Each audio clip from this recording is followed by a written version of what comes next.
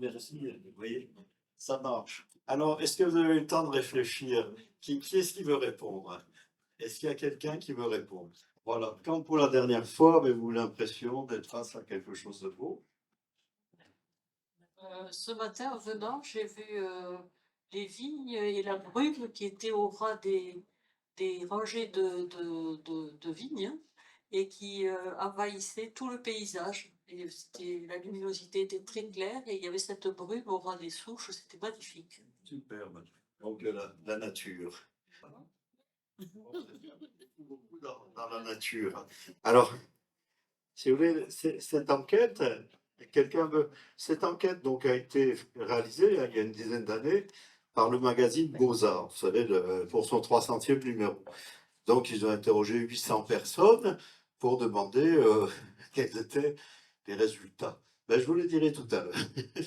Alors, pourquoi l'énologue s'intéresse à l'art? Eh ben, c'est depuis à la beauté, c'est depuis les origines, hein. Jean-Martin Charcot, que vous voyez là, qui a inventé la neurologie, et la neurologie, c'est une invention française, hein, il faut quand même le rappeler. Donc, à Salpêtrière, vous voyez la façon dont il fait ses exposés, c'est quand même très théâtral, hein. Donc, la patiente qui s'écroule dans ses bras, les élèves qui écoutent, on se croit au théâtre, hein. Il y a quelque chose d'artistique là-dedans. Lui-même, il avait un bon coup de crayon.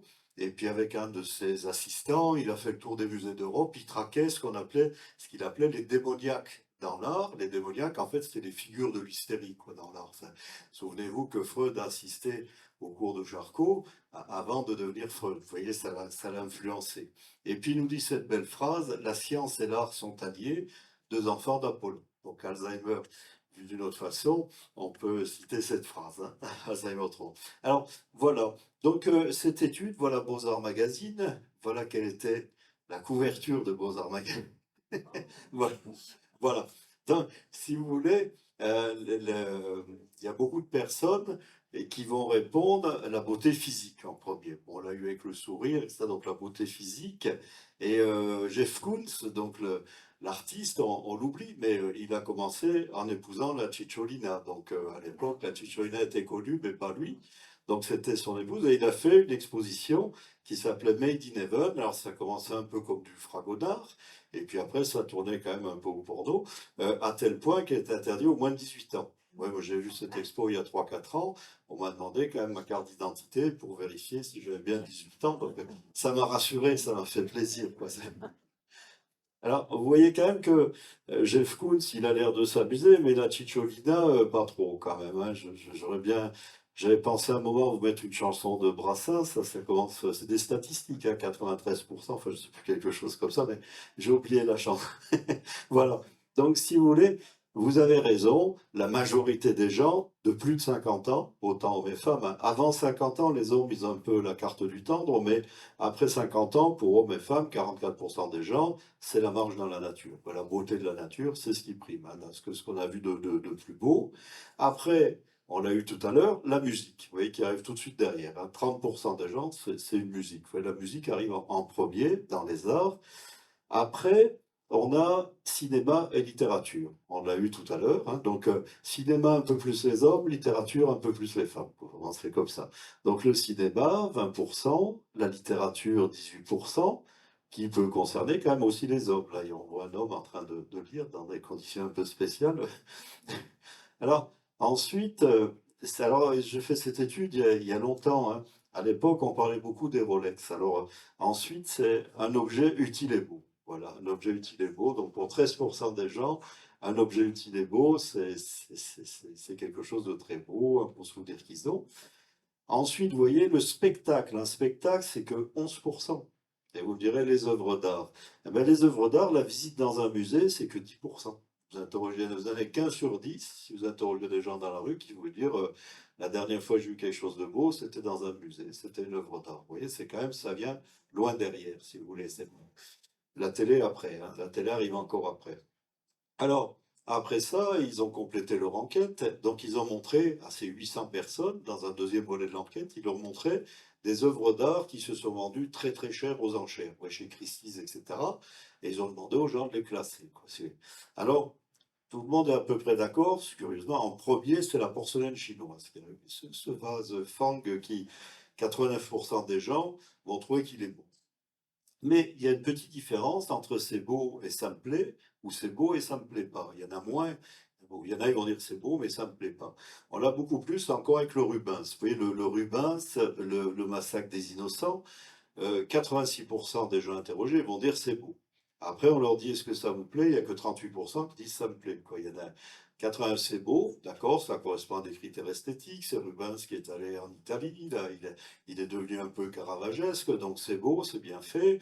Mais il n'y en a que 38% qui voudraient cette toile dans leur salon, quoi. C'est beau, mais ça ne leur plaît pas, quoi, si vous voulez. Avec une différence homme-femme, hein. Les femmes aiment moins le massacre des innocents que les hommes. On se demande pourquoi, mais ça fait. Ensuite, on passe à Van Gogh. Alors Van Gogh, 80, là tout le monde est à peu près d'accord. 84% des gens vont trouver que c'est beau et 58% c'est beau et je l'aime. Vous voyez, c'est pas. Donc le portrait du docteur Gachet, il fait presque l'unanimité. Et ce portrait, c'est une des dernières toiles de Van Gogh, c'est son médecin, le docteur Gachet, qui avait fait sa thèse à Montpellier sur la mélancolie. Donc il le décrit, il le peint un peu comme la mélancolie à Dürer, le mélancolique qui se tient la tête avec les fleurs qu'on donnait pour la mélancolie. C'est le docteur Gachet, spécialiste de la mélancolie, qui a quand même pas été très brillant avec son patient aussi. Il a pas, Van Gogh s'est suicidé quand même assez peu de temps après avoir connu son dernier thérapeute. Et puis, cette toile, si vous voulez, était considérée, qu'aujourd'hui tout le monde l'adore, mais à l'époque de la Deuxième Guerre mondiale, elle était considérée comme de l'art dégénéré par les nazis, quoi. Ils n'en voulaient pas. Donc la toile a été volée par Göring et puis Goebbels, et puis heureusement on l'a retrouvée, mais elle aurait pu être détruite, quoi. C'est quand même, ça ne plaisait pas à tout le monde, vous voyez. Dans le même temps, on a la petite danseuse de Degas. Là aussi, 77% des gens qui l'aiment bien et 45, enfin 77% des gens qui la trouvent belle et 45% qui la trouvent belle et qui l'aiment bien. Vous voyez, c'est pas. Quand Degas a fait sa petite danseuse, vous savez, ça avait été, il s'est fait fusiller, quoi. C'était plus le marbre blanc traditionnel comme avec Michel-Ange. C'était le portrait d'une vraie jeune fille que sa mère prostituait, enfin elle avait 13-14 ans, avec des vrais cheveux, une vraie jupe, ça a été le scandale, quoi. Donc aujourd'hui, c'est devenu quelque chose qui nous plaît bien. À l'époque, ça a été scandaleux, quoi. Personne ne voulait en entendre parler. Ensuite, on a le masque Fang. Vous voyez, 58%, donc l'entrée des arts premiers, 58% des gens qui le trouvent beau et 30% qui le trouvent beau et qui l'aiment bien. Là encore, sur les masques Fang, qu'est-ce que c'était les Fang? Enfin, c'était une société secrète, une genre d'inquisition. Et les gens mettaient ce masque, on ne savait plus qui c'était, on ne voyait pas les yeux, la voix était déformée, et ils réglaient leur compte. Ils allaient commettre quelques assassinats, enfin des choses comme ça. C'était une société secrète, quoi, donc, quand les colons sont arrivés, ils ont détruit tous les masques Fang. C'était un symbole de puissance, c'est quelque chose d'important. Donc, pourquoi ils valent si cher? Parce que il y en a plus, quoi. Il n'y en a plus beaucoup, quoi. Si vous en avez un à la maison, gardez-le précieusement. Ensuite, on arrive à un contemporain, on arrive à Jeff Koons. Vous voyez, donc Jeff Koons, le Flower Balloon qui était à Versailles.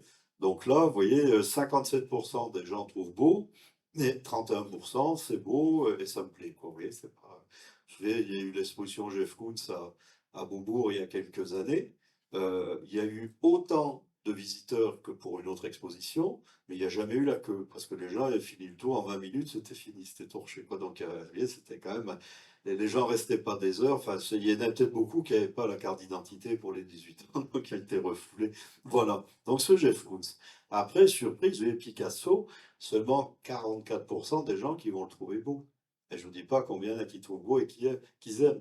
Donc Picasso, malgré les rétrospectives, malgré tout ce qu'on a pu dire sur lui, n'est pas encore rentré. Vous voyez, il n'est pas encore là. Si vous le montrez à des gens dans la rue, ils vont dire, moi, je n'aime pas ou c'est pas beau. Enfin, il y en a pas tant que ça qui vont le trouver beau, quoi. C'est pas 17%, vous voyez, qui trouvent beau et qui aiment. Lucien Freud, le petit-fils de Freud, s'il y a une rétrospective Lucien Freud, vous avez 2 heures de queue. Il n'y a que 30% des gens qui vont trouver beau ces femmes plantureuses sur des canapés. Oui, ça veut pas dire que ça plaise, mis à part dans les expos. Je serais étonnant. J'aurais été content qu'ils mettent Munch à l'époque. Je ne sais pas ce que les gens n'auraient pas. Que 8% qui trouvent beau et qui aiment. Prenez Bacon, seulement 29% qui vont trouver beau. Pourtant, une expo sur Bacon, 2 heures de queue, quoi, là aussi. Après, on rentre dans les grandes stars. Hearst, Damien Hearst, qui nous fait ce crâne avec plein de diamants, vous voyez, c'est que 27% des gens qui l'ont trouvé beau. Pourtant, c'est peut-être un de ceux qui parlent le plus haut dans les ventes aux enchères. Il faut dire, il s'est un peu trafiqué, hein, il fait monter les prix, quoi. Ça. Et puis alors, Rothko, notre Rothko qu'on aime tant avec ses champs colorés, seulement 25% des gens qui l'ont trouvé beau. Vous voyez, alors que c'est si beau. Mais il faut du temps, il faut s'y habituer. Moi, la première fois que j'ai vu une expo Rothko, c'était à Rome, c'était une expo sur Stanley Kubrick. Donc moi, je vais voir Stanley Kubrick, je suis passé devant Rothko à toute vitesse, je me suis dit, qu'est-ce que c'est barbouillage. Enfin, je n'ai même pas arrêté, quoi. Il a fallu du temps pour venir comprendre combien ça peut être beau. Après, vous avez un photographe qui s'appelle Andras Gursky. Une photo comme ça vaut 2 millions de dollars, quoi, vous voyez, c'est pas... Et alors, qu'est-ce qu'il fait, lui? Il y a toujours beaucoup de personnages dans ses photos, c'est toujours extrêmement complet. Vous voyez, la bourse de New York, il n'y a que 13% des gens qui vont trouver beau. C'est celui-là qui est parti à 2 millions de dollars. Vous voyez, une photo d'un supermarché, vous voyez, 13%, ça ne peut pas dire qu'il conquiert les foules. Donc, vous voyez qu'il y a une grosse différence entre ce qu'on trouve beau et ce qu'on trouve beau et qui ne nous plaît pas. Vous voyez, c'est pareil, on a vu cette grosse différence avec des petites différences hommes-femmes pour le Rubens et puis pour le Degas. Et puis, quand on regarde ce qui se passe avec l'âge, c'est plus tranché après 50 ans, quoi. Les tendances s'accentuent après 50 ans. Après 50 ans, la porcelaine de Chine, elle monte à 96% de gens qui la trouvent belle. Le Van Gogh, il monte à 69%. Le Koons, il est moins aimé. Le Picasso, c'est à peu près stable. Mais le Damien Hirst, il passe de 53% de gens qui ne l'aiment pas à 69% de gens qui ne l'aiment pas. Le Rothko, il parle de 60% de gens qui ne l'aiment pas à 74% de gens qui ne l'aiment pas. Donc, vous voyez, en prenant de l'âge, on a des avis plus tranchés, quoi. On est plus catégoriques. Alors, c'est un peu embêtant tout ça, parce qu'on voit qu'on a une difficulté pour donner son opinion, quoi. On a toujours peur de se tromper, quoi. On nous demande si quelque chose est beau, bon, on a peur de se tromper ou de pas donner une bonne réponse. En tout cas, il y a une incompréhension pour les œuvres les plus récentes. Au XXe siècle, c'est pas encore entré dans nos habitudes. Il y a un rejet de l'abstraction, un rejet des formes nouvelles. Alors, où est la vérité là-dedans? Qu'est-ce qui est beau? Qu'est-ce qui ne l'est pas? Alors, on peut faire appel aux philosophes. Donc, il y a Husserl qui a inventé la phénoménologie. Je crois que personne n'y a jamais rien compris. Je crois que quand il est mort, il a dit qu'il y avait peut-être une personne, un de ses élèves, qui avait un peu compris ce qu'il avait voulu dire, quoi. Mais enfin, lui, il voulait que la philosophie, ce soit rigoureux comme des mathématiques, quoi. Donc, il fallait vraiment une logique interne. Alors, il nous propose, dans notre vie courante, vous voyez, d'une fois de temps en temps, de bloquer toutes nos pensées. Il appelle ça l'époquer. Hop, on bloque tout. Comme ça, on bloque toutes nos pensées. Comme ça, on enlève tous nos présupposés. On interrompt le flux des pensées quotidiennes. On dépiste en chacune d'elles un présujet qui s'ignore. C'est l'anti-Descartes. Il dit, je pense, donc je ne suis pas. Dès qu'on pense, on utilise des trucs qu'on a mis dans notre cerveau. Donc, c'est plus nous, quoi, vous voyez. Donc, je pense, donc je ne suis pas. Alors, c'est pas facile, hein. Si essayer d'arrêter de penser, c'est très compliqué, hein. C'est pas... Alors, qui est-ce qu'on pourra l'interroger pour nous donner la vérité? Alors, on peut penser à des méditants, quoi, des ascètes, des méditants. Mais enfin, si on leur montre des Jeff Koons, des choses comme ça, je ne sais pas s'ils accepteront de nous répondre.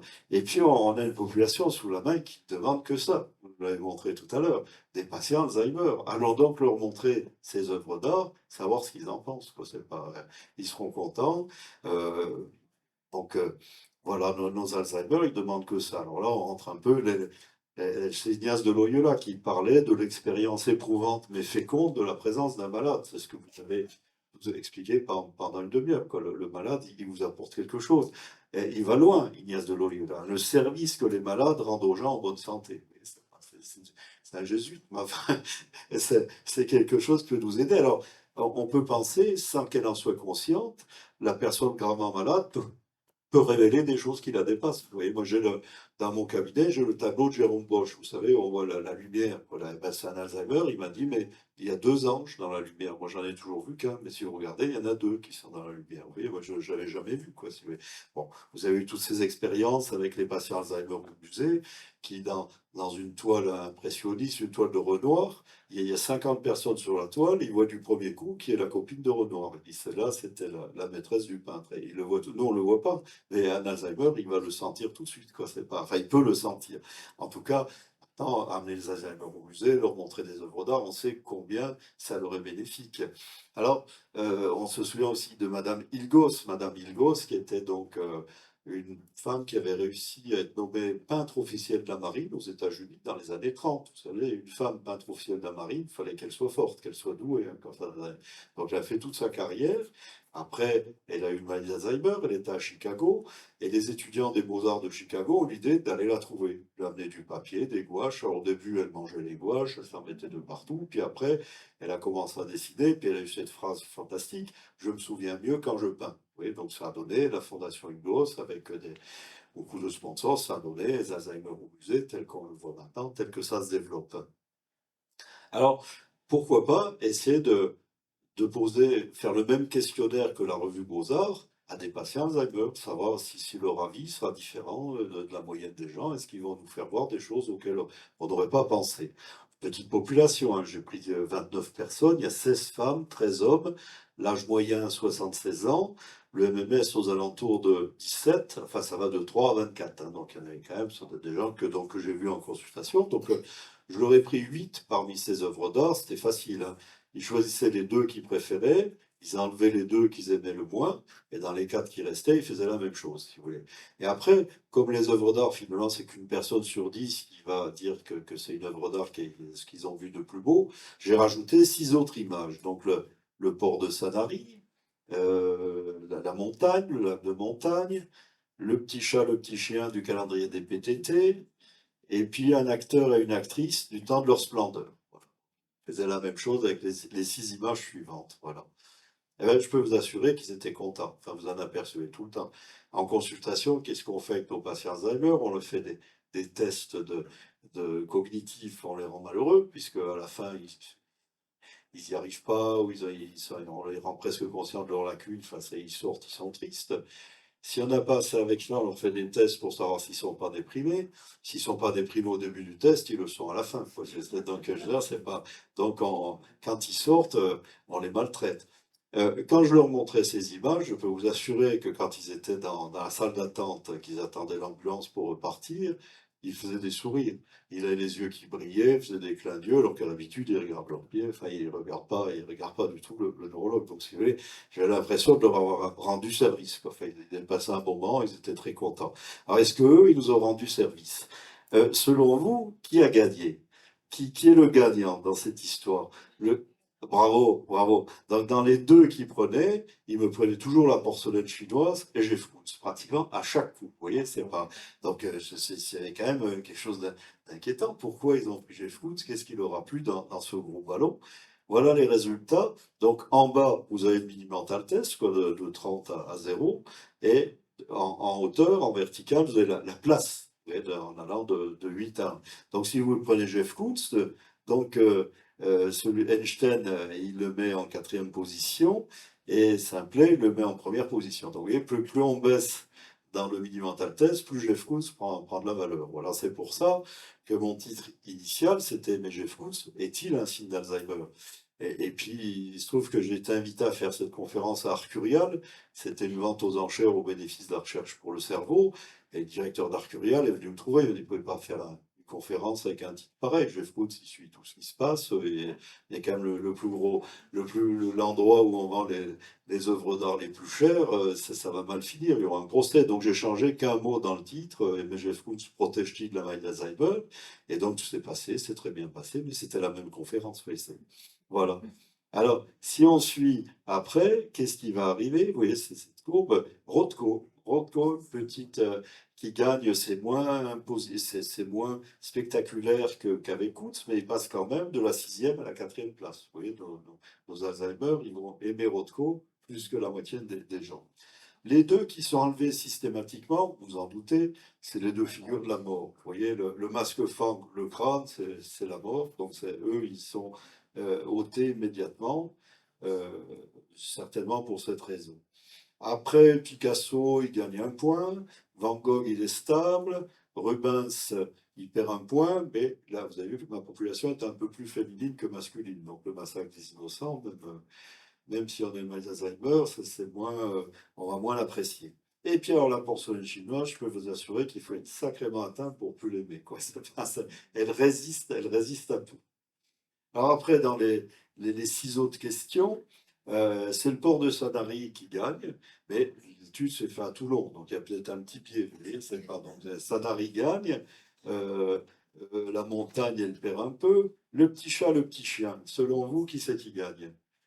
Le chien. Parce que le chat, vous voyez, le chat, il n'est pas très empathique, hein, le chat, il peut faire. Ouais, voilà. Alors que le chien, il passe de la 4e à la 2e place. Un chien, il compense vos faiblesses. Il voit ce qui ne va pas, il va vous aider, quoi. C'est la différence du chat et du chien. Le chat, il dit, il me nourrit, il s'occupe de moi. Enfin, le chien dit, il me nourrit, il s'occupe de moi, donc ce sont des dieux. Le chat, il me dit, il me nourrit, il s'occupe de moi, donc je suis un dieu. Donc, le chien qui gagne. Alors, les acteurs, les actrices, qu'est-ce que ça va donner? Eh bien, écoutez, hein, ça donne pas grand-chose, hein. Le corps féminin, il passe de la 3e à la 5e place, et le corps masculin, alors là, il est dans les choux. C'est la voie là, c'est fini. Donc, messieurs, si vous comptez mettre le grappin sur une milliardaire un peu vulnérable, c'est pas la beauté physique qui vous accrochera. Je sais, il y a eu une affaire comme ça avec une milliardaire vulnérable. Il vaut mieux trouver autre chose que la beauté physique. Alors pourquoi Jeff Koons? Ce Jeff Koons, c'est quand même, vous voyez, il fait des objets quand même assez simples, bien faits, hein, euh, alors, aimer Jeff Koons, c'est-il un signe ou protège-t-il la maladie d'Alzheimer? Le voilà, c'est le genre idéal, hein, quand même, c'est pas. Bon, il est né dans la ville de York, aux États-Unis, une petite ville, 40 000 habitants, et son papa a un magasin de décoration intérieure. Et le petit Koons, il fait des objets, et son père récupère les objets, il les vend dans le magasin, il trouve c'est ce que fait son fils, c'est bien. Et vous voyez, il va s'intéresser à des choses typiquement américaines, vous voyez, c'est pas. Et puis, il va faire ses études d'art à Chicago, et il rentre au musée d'art moderne au MoMA, quoi, à New York, mais il est aux relations avec les sponsors. Donc c'est lui, vous savez qu'aux États-Unis, vous pouvez avoir beaucoup de réduction d'impôts en donnant, en particulier à des musées, et il multiplie les donations au musée par 3. Donc il a un don pour la finance, quoi. Donc on l'apprécie pour ça, mais il ne crée pas. Et on lui propose de rentrer, de devenir courtier à Wall Street. Il est tellement doué, il va gagner plein d'argent. C'est au moment où la bourse est en train de monter à toute vitesse, ce qui va lui permettre d'avoir beaucoup d'argent, d'avoir un atelier. Il a 50 personnes qui travaillent pour lui, vous voyez, c'est pas. Donc il utilise des matériaux précieux. Cette sculpture, là, c'est de la porcelaine avec de l'or fin. Vous voyez, quand même, c'est pas quelque chose de. C'est quelque chose, il faut du matériel. Il n'y a pas beaucoup d'artistes qui peuvent se payer tout ça. Bon, il nous fait la panthère rose. Il devient très rapidement l'artiste préféré de Bernard Madoff. Faut savoir pourquoi. Voilà. Et puis, ah voilà, alors là, c'est ça qui a plu à nos patients. Alors, j'essaie de. On peut essayer de trouver pourquoi, qu'est-ce qui leur plaisait, quoi. Bon, c'est quand même, c'est quelque chose qui pèse, qui est très lourd, mais on a l'impression que c'est aérien. Il y a quand même un peu le monde de l'enfance, c'est des ballons. J'espère que c'est pas Versailles qui leur a plu, hein, que c'est bien alors, il y a peut-être une chose qui a été beaucoup étudiée par Tim Bergen, qui a été donc prix Nobel d'éthologie, repris par Boris Cyrulnik à Porquerolles, c'est des petits goélands. C'est les goélands, la maman, elle a une tache rouge sur le bec. Elle va chercher à manger, elle régurgite, et le bébé, quand il voit la tache rouge, il sait qu'il va avoir à manger. Donc la tache rouge, c'est ce qu'il y a de plus important dans sa vie. Donc si vous amenez un leurre avec un faux goéland avec une tache rouge un peu plus grosse, il va aller vers ce leurre. Mais vous voyez, au maximum, vous prenez un bâton qui est rouge et blanc, il va choisir le bâton. Donc plus c'est gros, plus ça va l'attirer. Est-ce que on en a hérité de quelque chose, etc. Alors, voilà Tim Bergen au travail. Voilà l'œuf normal de goéland. Et puis au milieu. Alors, il va utiliser tous les œufs que vous voyez là. Il va voir si la mère, lequel elle va choisir de couver le plus souvent. Bon, elle va couver le sien, mais il en met de tout, des carrés, il en met de toutes les formes, de toutes les couleurs. Et il s'aperçoit que ce qui est le plus prisé par la mère, c'est celui qui ressemble au sien, mais qui est plus gros. La mère, elle va choisir le gros, l'énorme œuf, celui qu'elle va couver, elle ne tient pas dessus, hein, elle tourne, mais ben, c'est celui-là qu'elle va choisir. Donc on aurait une tendance à aimer ce qu'on aime bien, mais en plus gros, quoi. Si c'est... Alors, il y a un grand neurologue américain qui s'appelle Ramachandran. Enfin, au départ, il est hindou. Donc, Vilayanur Ramachandran, c'est un génie, hein. Il est né d'enfant surdoué dans un petit village d'Inde. Après, il a été à Oxford. Et puis après, c'est le plus grand neurologue des États-Unis. Donc, il s'est toujours intéressé aux petites choses qui étaient intéressantes, les membres fantômes, les synesthésies, le mélange des sens. Alors, lui, il nous fait une loi d'esthétisme. Il dit qu'on est attiré parce qu'on aime bien, qui est montré de manière plus volumineuse. C'est le principe des caricatures, quoi. Une caricature, on forcit les traits de quelqu'un, on va tout de suite le reconnaître. Bon, il nous dit, par exemple, ces sculptures indiennes, une femme qui peut avoir ces proportions n'existe pas. Comme ça va attirer un hindou parce que tout ce qui peut l'attirer est développé. Donc, ça peut être ça qui attire un petit peu nos patients. Et puis, ça ressemble un peu, il y a un côté monde de l'enfance, il y a un côté un peu sain. Vous voyez, ça ressemble aussi à des gros seins. Darwin, il avait dit que la première œuvre d'art à laquelle on est confronté, c'est le sein maternel. C'est érotique, gastronomique, il y a beaucoup de choses, donc il doit nous rester des traces, quoi. Donc ça peut être une des raisons. Et puis, et les jaunes dorés. Et dans tout, partout dans le monde, on adore le soleil, quoi. On adore le soleil, donc le jaune doré, c'est la couleur qui nous frappe le plus, quoi, qu'on a tendance à aimer. Bon, on pense à Van Gogh, qui disait, moi je veux peindre un soleil, une lumière que faute de mieux, je ne peux appeler que jaune. Jaune soufre pâle, citron pâle, or, mais il n'avait pas le mot pour dire quel était son jaune, quoi. C'est le jaune du soleil, quoi. Il voulait nous offrir le soleil, tout simplement. Et puis on pense à Yves Klein, et aussi, vous savez, Yves Klein, le niçois, pour lui, les couleurs de l'absolu, il y en a trois, c'est le rose, le bleu, qui est devenu le bleu Klein, et le doré. Et elle a dit, c'est les trois couleurs qu'on a dans une flamme. Vous voyez, donc il a réfléchi longtemps, hein, c'est pas venu comme ça. Bon, il est devenu célèbre pour son bleu Klein, mais il a beaucoup d'œuvres qui sont roses, beaucoup qui sont dorées. Il utilise ces trois couleurs. Et puis, cette enquête qui a été faite chez des patients qui ont perdu la parole. Donc, on leur montre des couleurs et ils doivent dire dans quel état psychologique ils sont en choisissant une couleur. Donc, s'ils sont en forme, s'ils sont heureux, ils choisissent le jaune, le plus souvent. Bien sûr, si ça va pas, s'ils sont anxieux ou tristes, ils vont choisir le gris et le noir. Et donc, même si on a perdu la parole, le jaune va souvent rester euh, quelque chose qui nous fait plaisir, qui dépeint notre bonne humeur, ou en tout cas quand tout va bien. Une autre loi de Ramachandran, c'est la litote. Il dit faut pas qu'il y ait beaucoup de choses dans une toile. Il faut que les gens qui regardent l'œuvre d'art, ils puissent continuer d'imaginer d'autres choses. Picasso, il dit qu'il a mis toute sa vie pour apprendre à dessiner comme un enfant. Quand il fait sa colombe, ça lui prend 5 minutes, mais il avait fallu 40 ans pour y arriver, quoi, pour avoir le trait. L'homme préhistorique, il ne se trompait pas. Quand il fait le taureau, ben, il est stylisé, quoi. C'est pas. Picasso et son taureau, il y arrive tout doucement, quoi, de fil en aiguille, il arrive à le styliser. Alors, il y a un Anglais qui s'appelle Hogarth, c'est un peu l'honoré Daumier des Anglais, comme c'est beaucoup de dessins amusants, mais il a fait un livre sur, il cherchait comment on peut définir la beauté, et il dit c'est impossible, personne n'arrivera jamais à dire ce que c'est que la beauté. Oui, il y a une notion d'harmonie, mais il y a d'autres choses. Parce que, alors, il trouve une seule chose qu'il voit dans le monde entier, c'est ce qu'il appelle la ligne serpentine. Vous voyez, cette ligne serpentine comme ça, dans le monde entier, c'est assimilé à la beauté. Enfin, donc, peut-être c'est le corps féminin, enfin, on la retrouve partout, hein, donc chez Michel-Ange, comme elle est partout. Alors, est-ce qu'elle est chez Coutts? Bon, peut-être qu'on peut la voir, là. Voilà. Et puis, une dernière chose qui est très importante chez Kuntz, c'est qu'il veut qu'on se voit dans ses œuvres. Donc, ces œuvres, elles sont polies. Il y a 50 personnes qui vont les polir pendant des jours et des jours pour qu'elles deviennent comme des miroirs, réfléchissants. Et on sait que quand on est face à une œuvre d'art, on met 2 secondes pour pas s'y intéresser. 2 secondes, ça m'intéresse pas. On met 4 secondes pour commencer à s'y intéresser. Et quand on s'y intéresse, c'est parce qu'on se voit dedans. Vous voyez, on voit consciemment ou inconsciemment, on voit dedans des choses qui nous ont marqué, des choses. Bon, alors après, évidemment, on dialogue avec l'œuvre d'art, on élargit notre point de vue. Au départ, c'est parce qu'elle nous rappelle quelque chose qui nous a plu dans notre vie.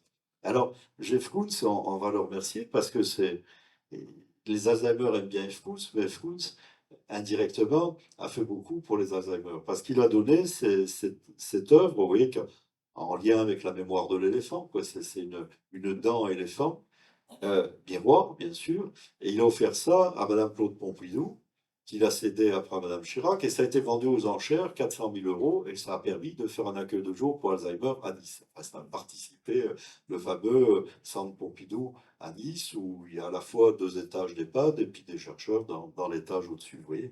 Donc, bravo à Kuntz, qui indirectement a rendu à ses plus grands admirateurs, qui a fait quelque chose pour eux, quoi. Alors, cette notion de miroir, c'est très important. Vous le reconnaissez, lui, peut-être, c'est Risolati. Donc, c'est le découvreur des neurones miroirs, qui est peut-être la plus grande découverte en neurosciences du siècle dernier. Donc, ce fameux Risolati, bon, c'est toute une équipe. Enfin, c'était lui le chef. Vous vous souvenez de l'histoire, hein. Donc, il voulait essayer de redonner la motricité aux paraplégiques. Donc, il avait un singe avec une électrode dans la tête à l'endroit qui permet de commander les bras et les jambes. Donc, le singe avait cette électrode, et un des assistants de Risolati s'est bien mangé des cacahuètes. Et ils se sont aperçus que le cerveau du singe se mettait à crépiter comme si le singe lui-même était en train de manger les cacahuètes, quoi. Donc, s'il avait été mauvais, il ne s'y serait pas intéressé, c'est pas ce qu'il cherchait. Mais enfin, il a trouvé quelque chose d'extraordinaire, ils ont creusé, puis ils ont montré que donc dans notre cerveau, on a des neurones qui imite ce qu'on voit, les mouvements que sont en train de faire les autres. Et c'est comme ça qu'on apprend à parler, c'est comme ça qu'on apprend un artisanat. Vous n'apprenez pas à jouer du piano en regardant un livre sur comment on joue du piano. Vous voyez quelqu'un qui joue, vous apprenez petit à petit. Donc c'est sa plus grande découverte. Et c'est très important, ça nous sert beaucoup. Puis les neurones miroirs, ils restent très longtemps en place dans le cerveau. Et puis Meltzoff, qui est un psychologue, il avait montré la même chose sans connaître l'existence des neurones miroirs. Si vous avez un enfant, un bébé à la maison, en rentrant tout à l'heure, vous allez lui tirer la langue et vous allez vous apercevoir que le bébé va vous tirer la langue. Il répond en miroir et c'est comme ça qu'il va apprendre à parler. Il va imiter tout ce que vous faites et puis il va finir par apprendre.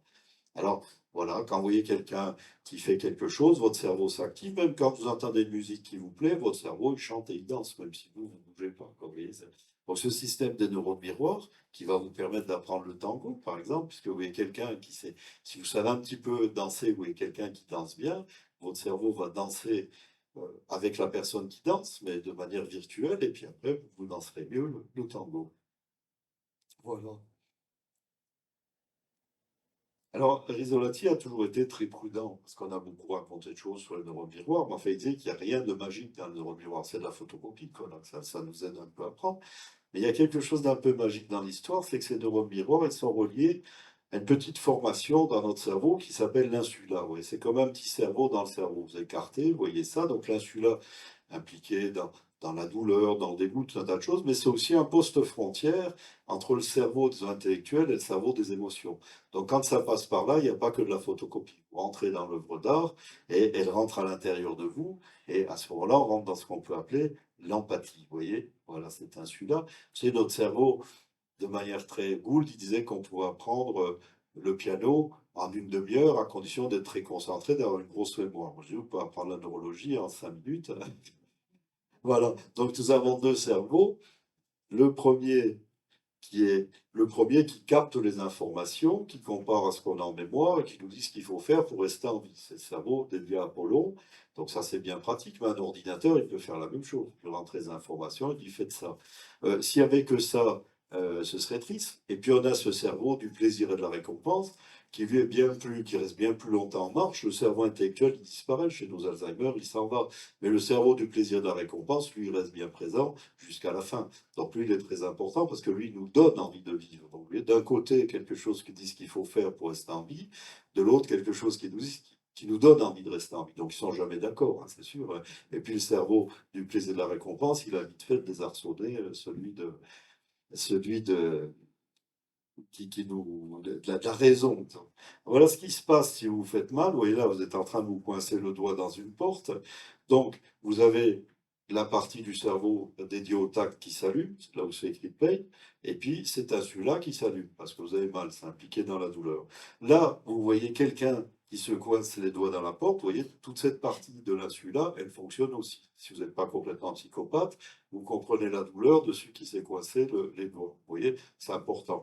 Là, on est dans l'empathie qui n'est pas nécessairement la sympathie, hein. Si vous êtes supporter de l'OM, que c'est un supporter du PSG qui se coince les doigts, vous comprenez parfaitement sa douleur, mais euh, vous n'avez pas nécessairement la ressentir. Regardez cette coquille, cette petite fille, vous voyez, c'est sûr, c'est elle qui a fait la bêtise. C'est le gros garçon qui se fait punir. Vous voyez, regarde un peu son sourire. Vous voyez, elle comprend parfaitement ce que ressent le gros garçon, mais elle va pas trop le plaindre. Elle est contente Et puis à la fin, on arrive donc dans le cerveau du plaisir et de la récompense, hein, dédié à Dionysos, qui sécrète plein de bonnes substances, donc la dopamine, qui est importante pour marcher, mais aussi pour la joie de vivre, la sérotonine qu'on trouve dans tous les antidépresseurs, les endorphines qui nous donnent des frissons, vous voyez, puis qui calment notre douleur. Donc ça peut expliquer tout un tas des bénéfices de l'art ou de la beauté, qui peut avoir, qui peut être un peu comme une substance chimique, vous voyez, c'est pas. Alors on peut essayer de rentrer dans l'œuvre d'art comme ça. Vous vous souvenez de la nouvelle de Yourcenar, Wangso, c'est un peintre qui travaille pour un empereur qui est très méchant en Chine. Donc il fait un tableau. Il sait quand il aura fini le tableau, l'empereur va le tuer. Donc il fait durer. Et puis dans le tableau, il crée une inondation. Et il rentre dans le bateau, dans son tableau, il s'en va en bateau. Et l'eau sort du tableau et noie l'empereur et toute sa cour. Vous voyez. Alors on arrive à cette notion donc d'empathie esthétique, si vous voulez.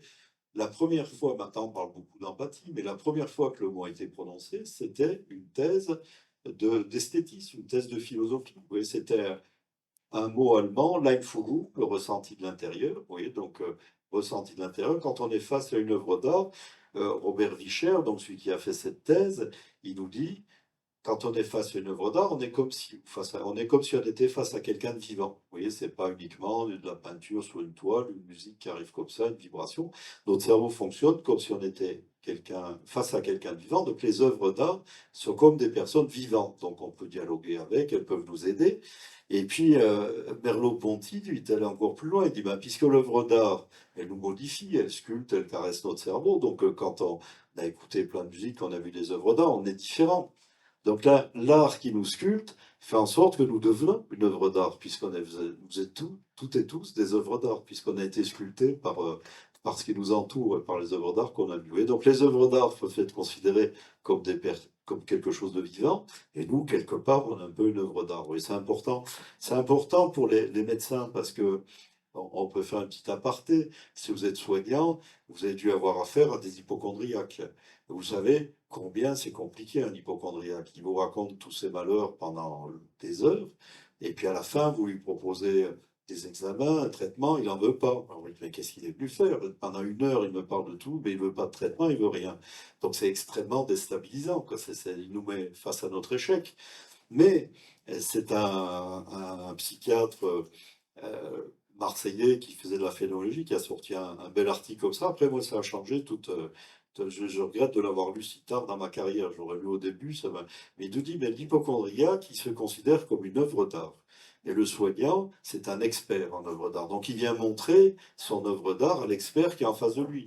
Donc la seule chose qu'il veut, c'est qu'on lui dise que effectivement, c'est une belle maladie compliquée, qu'on ne sait pas la soigner, qu'on saura peut-être un jour. Et là, il est ravi. Oui, c'est le malade imaginaire. Quand celui qui va mieux, alors là, il n'est pas content du tout. Donc vous avez qu'un rôle d'expert. Vous dites effectivement, c'est une belle maladie. Bon, ça peut rendre service. Ça, après, vous voyez. Alors qu'est-ce qui se passe dans notre cerveau?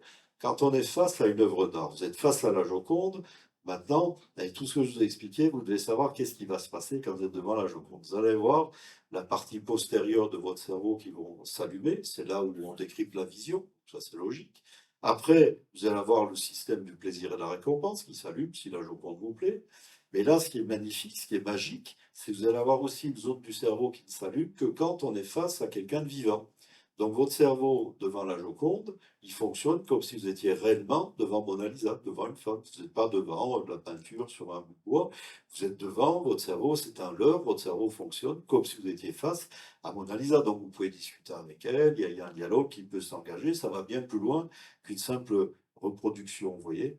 Alors on dirait, mais d'accord, mais avec l'art abstrait, qu'est-ce qui se passe? Alors c'est l'équipe de Risolati qui a étudié tout ça. Je vais vous le dire après, parce que j'ai une petite.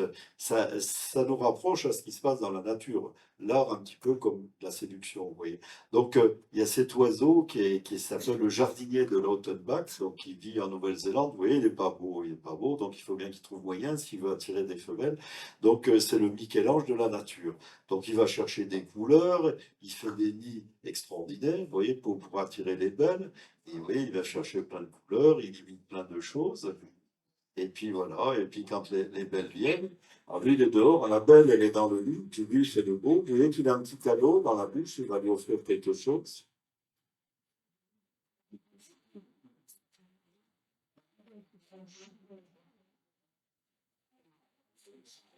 Voilà,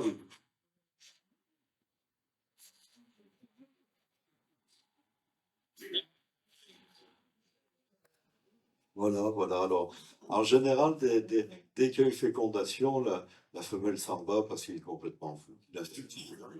Enfin bon, il est parvenu à ses fins grâce à ses activités artistiques, hein.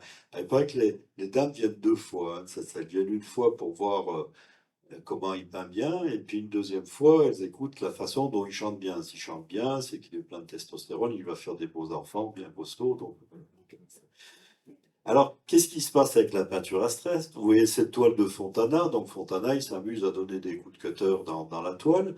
Eh bien, c'est l'équipe de Risolati. Ils ont montré que notre cerveau, il refait les coups de cutter. Quand vous êtes devant cette toile-là, eh ben, votre cerveau, il donne les coups comme si vous étiez vous-même le créateur de la toile. Vous voyez, c'est pas donc ça marche aussi donc avec l'art abstrait. Vous refaites le geste de celui qui l'a créé. Donc, bon, il vaut peut-être mieux à ce moment-là voir le baiser de Rodin que le Laocoon ce prêtre troyen mangé par les serpents.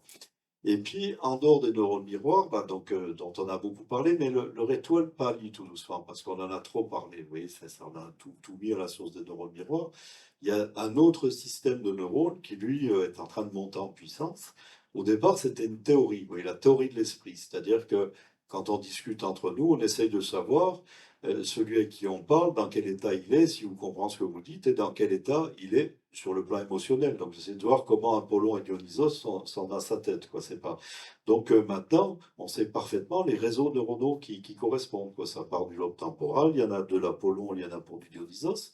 Alors, pour les œuvres d'art visuel, pour le moment, on l'a pas encore mis en évidence, mais pour la musique, ça a été mis en évidence. Quand vous entendez une musique, eh ben, votre cerveau fonctionne comme si c'était quelqu'un qui vous parlait, quoi. Vous avez cette théorie de l'esprit qui se met en route, vous cherchez à savoir ce que la musique veut vous dire. C'est pas donc là aussi avec la musique, vous êtes face à une entité biologique.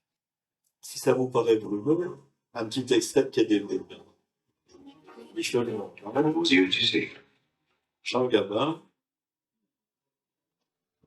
Embrassez-moi.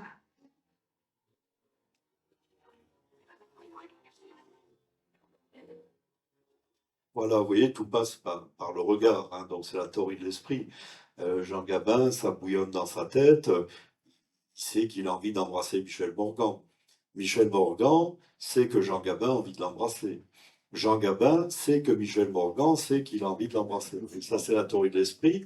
Mais comme il n'est pas trop sûr de son coup, il va pas dire j'ai envie de t'embrasser. Il dit t'as de beaux yeux, comme ça, il botte en touche, il dit on verra bien ce qui se passera, quoi. Oui, c'est pas donc bon. Donc c'est une théorie de l'esprit qui marche avec la musique et certainement avec les arts visuels. Alors on peut continuer avec. Je suis dans les temps. On finit avec Rothko. Rothko, vous avez vu qu'il passait de la sixième à la quatrième place. Là, il gagnait de la place chez nos patients Alzheimer. Alors, Rothko, vous savez, il a été célèbre assez tard. Il s'est suicidé. Et son dernier tableau, il est tout rouge, vous savez. Mais tout petit, il est né en Estonie. Et il a assisté au pogrom, aux Cosaques qui venaient tuer des gens, qui les mettaient dans des fosses communes pleines de sang. Donc, il a assisté à ça. Et son père s'était sauvé sur la côte ouest des États-Unis. Donc lui, il a été le rejoindre après. Il a traversé les États-Unis à 5 ans avec une pancarte écrite Je ne parle pas votre langue. I don't speak English. Donc nos patients Alzheimer, ils l'ont cette pancarte. Je ne parle plus votre langue. Donc ils sont un peu, ils évoluent dans le même monde que pouvait évoquer Rothko, quoi. Alors Rothko, il s'intéressait, il allait beaucoup au musée. L'équivalent au Met, quoi, l'équivalent du Louvre à New York, il s'intéressait beaucoup aux arts antiques et donc à la théorie du nombre d'or, au sens des proportions. Et dans ces tableaux, on peut souvent, ils sont souvent divisés dans les proportions qui suivent le nombre d'or. Vous savez, vous rabattez la largeur sur la longueur, vous avez un autre rectangle, etc., jusqu'à l'infini. C'est une forme qui existe, qu'on trouve dans la nature. C'est le soleil qui fait pousser les pommes de pin, comme ça, etc. Donc c'est pour ça qu'on est si sensible à cette forme. Eh bien, figurez-vous que l'équipe de Rizzolatti s'y est intéressée. Donc, il vous montre à gauche une statue qui est bien proportionnée, c'est-à-dire il y a vraiment le nombre d'or de partout. Si vous avez un du pied jusqu'au nombril, il doit y avoir 0,6 du nombril jusqu'à la tête, etc. Donc, toutes des bonnes proportions. Et à côté, ils montrent la même statue qui a les jambes trop courtes ou les bras trop longs. Et ils prennent des gens qui n'ont pas de connaissances spécifiques dans le domaine de l'art et ils enregistrent leur cerveau pendant qu'ils regardent ces sculptures. Alors, la bonne proportion, c'est notre cerveau dédié à Apollon qui marche, c'est bien proportionné, etc. Mais vous pouvez très bien préférer une statue qui a des grandes jambes ou des petits bras. Peut-être que dans votre vie, vous avez connu quelqu'un qui avait des grandes jambes et puis vous préférez ça. Donc, si vous préférez la sculpture qui n'est pas bien proportionnée, eh ben, c'est le système de ces Dionysos qui parle. Vous voyez, donc il y a bien les deux. Et ça nous explique bien pourquoi, dans notre enquête tout à l'heure, il y a des choses qu'on trouve belles mais qu'on n'aime pas. Vous voyez, c'est pas. Alors, ce qu'on trouve beau, ben, c'est Apollon qui marche, mais c'est beau, c'est bien proportionné, etc. Mais quand ça nous prend au trip, qu'on aime, ben, c'est Dionysos. Alors, là, Apollon, c'est plutôt des critères un peu universels, des choses comme ça. Quand ça nous prend au trip, c'est parce que c'est un lien avec notre histoire personnelle. Quand vous vous souvenez du film Trop belle pour toi avec Depardieu, donc il vit avec Carole Bouquet, il tombe amoureux de Josiane Balasco. Vous voyez, c'est pas donc ça prouve bien que c'est pas le même cerveau qui marche. Voilà, donc c'est beau le cortex cérébral, et puis le système du plaisir et de la récompense, j'aime. D'où le Rubin, c'est beau, mais je n'aime pas. Peut-être si je vous propose ce monsieur, comment vous le trouvez? Est-ce que vous le trouvez beau? Est-ce que vous en voudriez à la maison? Non, non, mais et puis, on sait que Rothko, il peignait en musique. Rothko, il peignait en écoutant du Mozart, vous voyez. Donc, il y a aussi ces chants colorés, comme ça, il y en a toujours trois. Ça ressemble un peu à une sonate de Mozart, vous voyez, avec trois mouvements, etc. Donc, il a Mozart dans la tête. Et puis, il y a une autre chose, c'est notre cerveau. Est-ce que vous voyez le triangle blanc au milieu? Il n'existe pas, hein. Il n'est pas dessiné. C'est une construction de votre cerveau qui le voit. Vous voyez, notre cerveau, il cherche toujours à combler les trous. Il n'aime pas les trous, on aime bien les combler. Donc tout le monde voit un triangle blanc là. Quand vous regardez les étoiles, ben, au bout d'un moment, vous voyez des constellations. Quand vous avez vu les constellations, une fois que vous les avez vues une fois, vous ne les oubliez pas, quoi. Si une fois qu'on vous a appris à reconnaître une constellation, vous la retrouvez tout de suite en regardant le ciel. Alors c'était le maître de Husserl, Brentano, qui nous parlait d'intentionnalité. Il disait donc l'esprit a tendance à combler les blancs, les vides de la perception pour constituer un objet intégral pour la conscience. Est-ce que vous voyez, vous l'avez vu, parce que vous l'avez déjà vu avant, normalement, il faut un peu vous le voyez, il faut un peu du temps. Vous voyez, voilà, maintenant vous le voyez bien, le chien. Eh bien, une fois que vous l'avez vu une fois, si on vous représente la même image dans 30 ans, vous le verrez tout de suite. Quoi. Il s'est imprimé dans votre cerveau. Euh, donc, si vous voulez, Paul Klee nous disait l'art ne représente pas le visible, il le rend visible. Et puis, cette histoire pour Ramachandran, il nous dit que ça nous vient de quand on était dans la savane, quand on était des temps préhistoriques. Celui qui arrivait à distinguer, quand il y avait des taches, si c'était une girafe ou si c'était un jaguar, il a survécu. Quoi. Celui qui n'avait pas ce don, ben, il n'est plus là. Quoi. Donc, ça a été une sélection naturelle qui fait qu'on assemble tout ça. Là, je vais vous montrer chez Dali. Est-ce que vous voyez, ça s'appelle l'Afghan. Vous le voyez, c'est le lévrier afghan, quand vous le voyez. Alors, au milieu, on voit la tête de Garcia Lorca, et puis le lévrier afghan, vous voyez, avec le museau là-haut, les pattes, etc. Bon, bah, c'est pareil, une fois que vous l'avez vu. Alors, c'est cette notion du non finito, ça explique pourquoi, vous savez, le photographe Andras Gursky n'était pas aimé, parce qu'il donne tout. Notre cerveau, il a pu réfléchir, il faut qu'une œuvre, elle soit ouverte pour qu'on fasse corps avec elle. Michel-Ange ne finissait pas ses sculptures le plus souvent. Aristote nous dit l'art complète ce que la nature ne peut terminer. Schopenhauer disait quelque chose, la chose ultime doit être laissée à faire à l'esprit. Oui, le cheval, là, il n'est pas, vous le voyez complètement, vous l'imaginez dans le marbre. Michel-Ange, quand il avait un bloc de marbre, il voyait sa sculpture dedans. Il disait, mon rôle, c'est juste de la libérer, quoi, si vous voulez. Donc, notre cerveau fonctionne comme ça. Et puis, Monet, c'est Monet avec ses nymphéas. J'ai longtemps cru jeune, quelqu'un m'avait dit que Monet, il avait peint les nymphéas parce qu'il avait la cataracte. J'ai cru pendant des années. C'est vrai qu'il avait cataracte, mais ça allait bien plus loin. Il a peint les nymphéas parce que ça lui permet d'aller plus loin, quoi. Il a inventé l'art abstrait en faisant ça, l'impressionnisme à fond. Et Clémenceau s'est pas trompé. Quand il lui a donné le musée de l'Orangerie pour faire ses nymphéas, il a pu les faire comme ça sur 2 salles. Voilà ce que nous dit Clémenceau, hein, transporté le long des murs, enveloppant toutes les parois de son unité. Il aurait procuré l'illusion d'un tout sans fin, d'une onde sans horizon et sans rivage. Mais si vous allez au musée de l'Orangerie, c'est qu'il y a 2 salles. Donc, ça nous fait l'infini. Si vous regardez du haut, ça fait l'infini quand vous allez. Et puis, quand vous allez jusqu'au bout, vous arrivez à votre trou, quoi. Vous poursuivez dans le sens des nymphéas, vous arrivez au champ coloré de votre cours. Donc, avec le non finito qui rime avec l'infini, l'éternel recommencement, euh, dont Nietzsche nous avait parlé. Voilà, c'est cette femme qui était une des femmes les plus jolies de la Renaissance, qui était la maîtresse de Julien de Médicis. Elle est morte très jeune, à 24 ans de tuberculose. Il y a tous les plus grands peintres, Léonard de Vinci, etc., sur l'enterrement. Bon, on la représentait avec le serpent autour du cou. Vous voyez, elle pourra revenir. Il y avait une belle expo à Florence où on voyait aussi Marilyn, quoi. Il y avait les deux qui étaient mélangés. Et puis on pense au Caravage, là, qui se représente en Méduse. Si vous regardez la Méduse, ouais, vous êtes pétrifié. Donc il se regarde, c'est dangereux, c'est un autoportrait. Il n'est plus là, mais son autoportrait, il est toujours là. Et puis à Proust aussi, c'est Proust avec son petit pan de mur jaune. Et le petit pan de mur jaune, c'est un petit peu son double littéraire, Bergotte. Il meurt en regardant ce petit pan de mur jaune. C'est que Proust, ça lui est arrivé. Il avait vu la toile de Vermeer, il était tombé dans les pommes, quoi. Il a failli passer. Donc c'est ce qui lui a inspiré l'épisode A où il est le petit pan de mur jaune. Ben, en fait, le petit pan de mur jaune, il est en A. Vous voyez? En fait, c'est pas, il n'est pas du tout jaune, c'est le soleil qui donne dessus. On revient au jaune, c'est le soleil qui donne sur le mur. Et le jour quand Proust a senti qu'il allait mourir, il a un petit peu modifié cet épisode de Bergotte, comme si lui, il voulait rentrer dans son lit, se mettre dans son œuvre d'art pour le restant de ses jours, quoi. C'est pas donc, et puis il a cette belle phrase dans Le Temps retrouvé. Grâce à l'art, au lieu de voir un seul monde, le nôtre, nous le voyons se multiplier, et d'autant qu'il y a d'artistes originaux. Bien des siècles après que s'est éteint le foyer dont ils émanaient, qui s'appela Rembrandt ou Vermeer, ils nous envoie encore leur rayon spécial. Et l'empathie peut changer le monde. Et puis, pour finir avec Freud. Freud, vous savez qu'il était amateur d'archéologie, donc pas uniquement l'archéologie de l'esprit, mais l'archéologie en général. Et vous savez qu'il a échappé au four crématoire de justesse, hein. Il a pu être évacué d'Allemagne grâce à Marie Bonaparte qui l'a fait venir en Angleterre. Alors Proust, qui était grand fumeur, il est mort d'un cancer du larynque et il a choisi d'être la crémation. Donc il a été quand même réduit en cendres dans le grand crématorium de Londres et il a voulu que ses cendres soient déposées dans un vase grec que lui a donné Marie Bonaparte, un vase grec de l'époque de Platon. Donc vous imaginez Freud qui a voulu que ses cendres reposent dans une œuvre d'art, à l'intérieur d'une œuvre d'art. Alors on ne sait pas ce qu'il y a sur dessus, je ne sais pas s'il y a un phénix, je crois qu'il a été volé, Burdin, donc il n'y a que cette photo. Voilà. Et puis, on pense à John Keats, le grand poète anglais, qui nous dit la beauté est vérité, la vérité beauté, c'est tout ce que l'on sait sur Terre, c'est tout ce qu'il faut savoir.